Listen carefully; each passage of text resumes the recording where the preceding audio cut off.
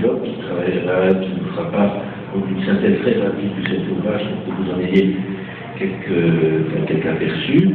Et puis ensuite, Josiane Bigot parlera de son point de vue de magistrat de la question de l'évaluation dans la magistrature à partir des textes qui s'appuient ou qui sont consacrés à ce point dans cet ouvrage. Christine Nicolo parlera, elle, ensuite, de sa propre contribution à cet ouvrage et de son témoignage et de ce sur quoi il peut déboucher en matière d'avenir. Et j'en serai de même pour terminer autour de ma propre contribution et de ce que celle-ci me permet aussi d'espérer, et je dirais en quelques mots, que s'il y a des choses difficiles à dire en ce moment, il y a aussi des pistes d'espoir, il y a aussi des réussites, il y a aussi de bonnes raisons de continuer à travailler et à se battre comme nous tentons de le faire. Voilà. Sans trop tarder, oui. Vous pouvez nous dire en quelques mots ce qu'est la reine des appels? Ah ben, c'est volontiers. Très volontiers. Peut-être tout simplement, tiens, Roland, tu veux le faire, tu enchaîneras.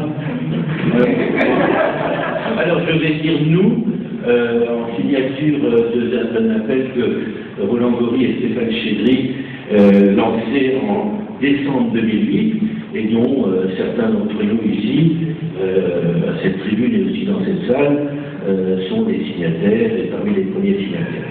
Donc cet appel des appels disait que nous, professionnels du soin, du travail social, de l'éducation, de la justice, de l'information et de la culture, attirons l'attention des pouvoirs publics et de l'opinion sur les conséquences sociales désastreuses des réformes activement mises en place ces derniers temps. À l'université, à l'école, dans les services de soins et de travail social, dans les milieux de la justice, de l'information, de la culture et de la recherche, la souffrance sociale ne cesse de s'accroître. Elles compromettent nos métiers et nos missions.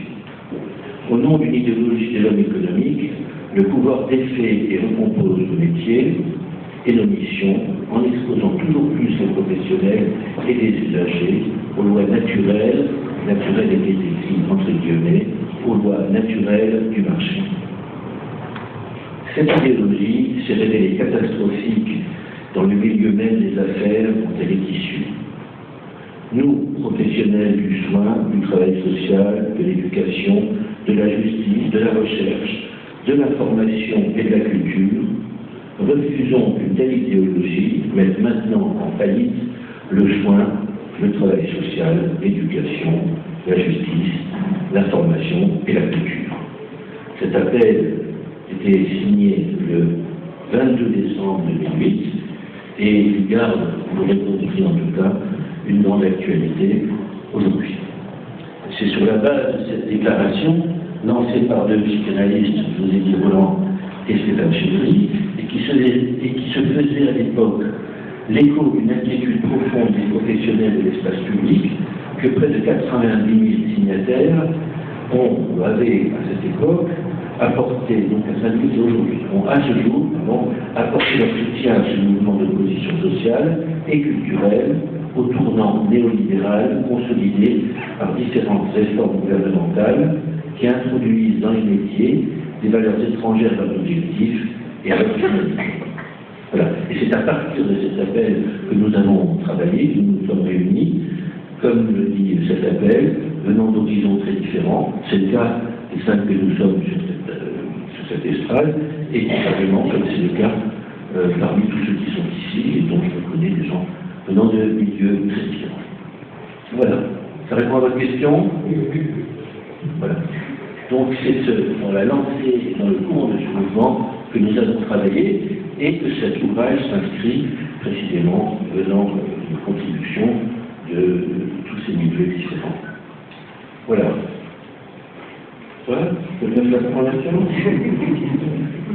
Voilà. Eh bien, merci. Bonjour à toutes et à tous et merci d'être là pour être là avec nous.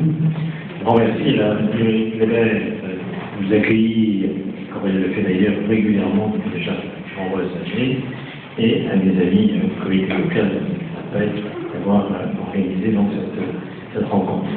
Alors, votre question est Parce que, effectivement, qu'est-ce que c'est la Vallée d'Appel? C'est un collectif initié par un certain nombre de professionnels qui constataient dans des champs extrêmement divers, c'est-à-dire aussi bien à l'hôpital, aussi bien dans les services médecins que dans des services de psychiatrie, ou bien encore dans des CLP, etc., mais aussi dans les laboratoires de recherche, mais encore, si vous voulez, dans les tribunaux de magistrats, mais encore dans les écoles, encore dans les collèges, dans les lycées, mais aussi dans les salles de rédaction, mais encore dans les lieux culturels, et finalement, leur métier se trouvait menacé par des réformes, qu'à l'époque on appelait des réformes Sarkozy, et qui visaient un peu à rattraper le retard, vous le mettez entre guillemets bien sûr, le retard que la France avait pris par rapport, si vous voulez, aux réformes conservatrices initiées par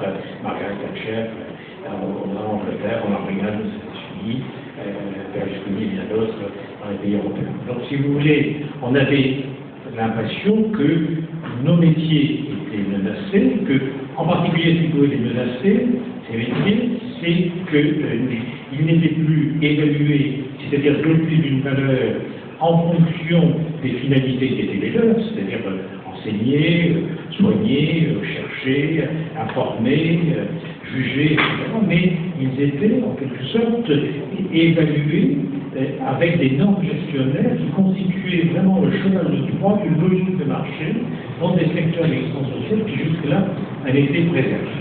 Donc l'idée, c'est important par rapport à cet ouvrage, l'idée, si vous voulez, c'est que la normalisation en quelque sorte de ces métiers, le contrôle de ces professionnels, s'était mis en place non pas pour améliorer la qualité des services qu'ils pouvaient rendre, la qualité des soins, etc., mais plutôt comme une espèce de colonisation des mœurs, de civilisation, si vous voulez, des mœurs des professionnels, pour les amener à penser le monde autrement, à se penser eux-mêmes autrement, et à penser, si vous voulez, le rapport aux autres autrement. C'est en gros, pour aller très vite, pour simplifier, on avait l'impression qu'on passait, par exemple, dans le domaine des services publics, d'une vision de nos métiers de style service, mission de service public à quelque chose qui devait être plutôt une prestation de service au sens, on dira, privé du terme. C'est-à-dire qu'il y avait là une volonté qui surtout ne tenait absolument pas compte des scènes professionnelles sur lesquelles, si vous voulez, se trouvaient mis à neuf ces pratiques. C'est très important parce qu'on peut tout à fait comprendre que, par exemple, la compétitivité soit un concept majeur quand on est dans un stade comme le stade Vélodrome à Marseille. Mais c'est moins évident quand on est dans un service d'urgence, c'est moins évident quand on est bien sûr dans un tribunal. On a vraiment l'impression, si vous voulez, qu'on ne tenait absolument pas compte des finalités même des pratiques professionnelles. Ce qui devait prévaloir, c'était une manière de penser, quand on peut dire, pour faire vite, une figure anthropologique d'une société d'entrepreneurs, où le sujet n'est plus qu'un entrepreneur de lui-même, comme disait Michel Foucault, où les pratiques professionnelles doivent l'initier en quelque sorte à cette manière de se penser, où la société n'est plus à ce moment-là que, pour répondre à cette association de copropriétaires, entrepreneurs divers et variés. Donc, pour faire simple, je ne vais pas être trop long là-dessus, mais pour faire simple, à ce moment-là, c'est important qu'il y a certainement eu un écho dans l'opinion publique, et un écho, si vous voulez, chez les autres professionnels, c'est cette idée que, quel que soit le lieu où on constatait une souffrance psychique et sociale des professionnels, elle résultait, si vous voulez, de la même normalisation. La norme, bien le voir au sens congulaire, la norme, c'est la somme des exigences imposées à une existence. Si vous voulez, la normalisation, c'était la somme des exigences qui étaient imposées à des professionnels, mais moins, encore une fois, pour améliorer les services qu'ils pouvaient rendre, que pour les amener à penser le monde, à se penser eux-mêmes, à penser leur rapport aux autres, selon une manière qu'on va nommer dans l'élite néolibérale.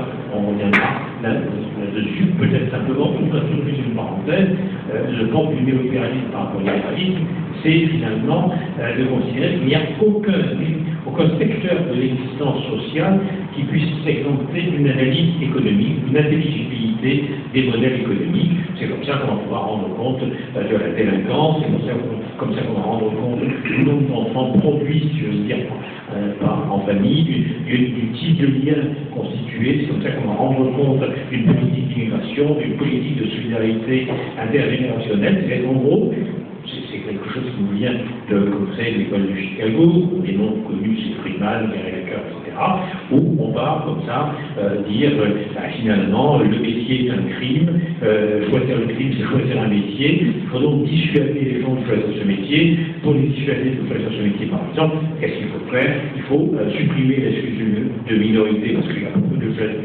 délinquants, donc si bien sûr on maintient l'excuse de minorité, on va en se inviter à choisir ce métier, il faut la supprimer, il faut alourdir les peines, enfin bref, si vous voyez, toute une politique sur des politiques qu'on va appeler conservatrices, réactionnaires, que vous avez bien sûr vu se déployer tout au long de ces décennies dans les différentes sociétés occidentales. Mais je crois que l'idée majeure, c'est que l'individu, le sujet humain, n'est rien d'autre qu'un homme économique dont on peut rendre compte de ses comportements à partir d'une théorie de l'action rationnelle, c'est-à-dire qu'on peut prévoir quels vont être ses comportements en fonction de l'intérêt qui est le sien, et l'homme devenant prévisible, il peut à ce moment-là se gouverner. Donc, je fais très simple, je schématise énormément, mais c'est quand même cela qui a été dominant et qui du coup a conduit aussi à la destruction de l'État-providence, de la propriété sociale commune, tout ce qui avait été inspiré, qu'on a connu, si vous voulez, après la Deuxième Guerre mondiale, aussi avec le Comité national de la résistance, qu'avec ce qu'on appelait l'esprit de Philadelphie, c'est de Philadelphie, en mai 1944, le Bureau social du travail est réuni à Philadelphie et se pose la question comment éviter l'horreur de ces guerres mondiales qui sont des industries de la mort, des industries de l'horreur, et la réponse du Bureau international du travail, c'est de dire qu'il convient d'investir sur l'avenir, c'est-à-dire investir en termes de justice sociale, de santé et d'éducation. Au passage, on en est bien compte du contrepoint aujourd'hui, n'est-ce pas, où la santé, l'éducation et la justice sociale ne sont plus des investissements pour l'avenir, sur l'avenir, n'est-ce pas, sur ce que le philosophe Walter Benjamin appelait le levain de l'inachevé, mais à contrario sont aujourd'hui des déficits, des budgets qui viennent accroître les déficits publics, la dette, etc. Donc vous voyez, c'est ce remplacement de perspective qui est extrêmement important. Ce qu'il faut bien entendre, c'est que c'est pas du tout une affaire d'économie. Parce qu'il faudra corriger ce que je dis. Et c'est pas du tout une affaire d'économie, c'est une machine philosophique derrière la vision économique de l'humain. C'est ce que Marcel Mauss appelait déjà en 1924 l'homo economicus. Il disait l'homme économique est devant nous.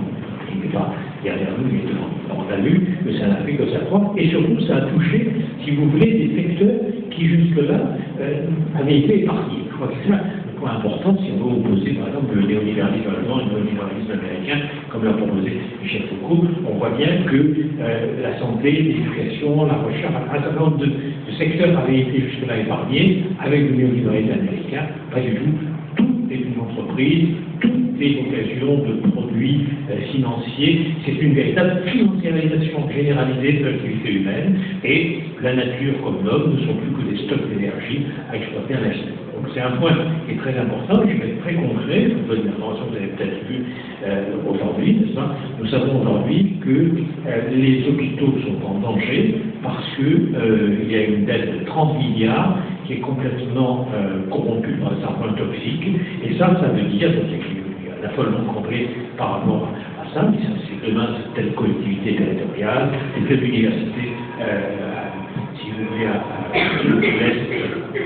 l'est de Paris, qui est une constellation de paiement. C'est-à-dire qu'on a fait de ces institutions, qui n'étaient pas des institutions branchées sur l'industrie, l'économie, le commerce, la finance, on en a fait des entités qui devaient se penser en termes justement économiques, commerciaux et financiers. Et ça, c'est tout à fait dramatique, et ça nous explique qu'en plus on les a mis en concurrence, l'université avec la loi LRU, mais on va revenir sur ce point, ça n'a pas beaucoup changé dans l'intégration, si vous voulez, des universités, des hôpitaux, etc., sont mis en concurrence, et ça fait que la mise en concurrence va produire une meilleure performance, une meilleure efficacité. Alors, il faut tout de suite peut-être noter ce point, n'est-ce pas? La notion même de performance est une notion qui est issue du langage du TERF.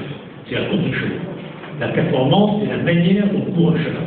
En gros, ça veut dire que votre vie, notre vie, est devenue un champ de course. Et en gros, il s'agit de greffer, si vous voulez, cette conception du monde, jusqu'à y compris, par exemple, avec le concept de handicap, la loi de 2005 sur le handicap, c'est pas formidable, ce que vous voulez, mais le terme de handicap, c'est pareil. Le terme de handicap, il est issu du langage du texte, puisqu'il constitue le poids que l'on ajoute, n'est-ce pas, à un cheval pour équilibrer les chances des différents concurrents. Oui, on est là dans quelque chose de très profond qui est véritablement une machine philosophique, une machine anthropologique. Alors, je ne vais pas être trop long, je l'ai promis, je deux mots. Donc voilà, donc, si vous voulez, l'appel des appels, ça a eu un écho, on en a parlé, on s'est mobilisé, les comités locaux, on s'est réunis, on pouvait le constater, on échange, on élabore, on fait un récit de ce que l'on vit. Or, nous sommes dans une société qui n'a plus le temps de faire un récit sur ce qu'elle vit, c'est-à-dire que, souvenez-vous de l'article de 1930 de Walter Benjamin, qui est extraordinaire, de narrateur, on a vu le conteur, sur ce qu'il dit, nous ne savons plus raconter des histoires, comment se fait-il que nous avons perdu cette faculté qui nous paraissait inaliénable, et il ajoute, parce que le cours de l'expérience a chuté, et ils sont hallucinants. Et qu'on ne peut plus transmettre justement cette expérience. Donc c'est très important.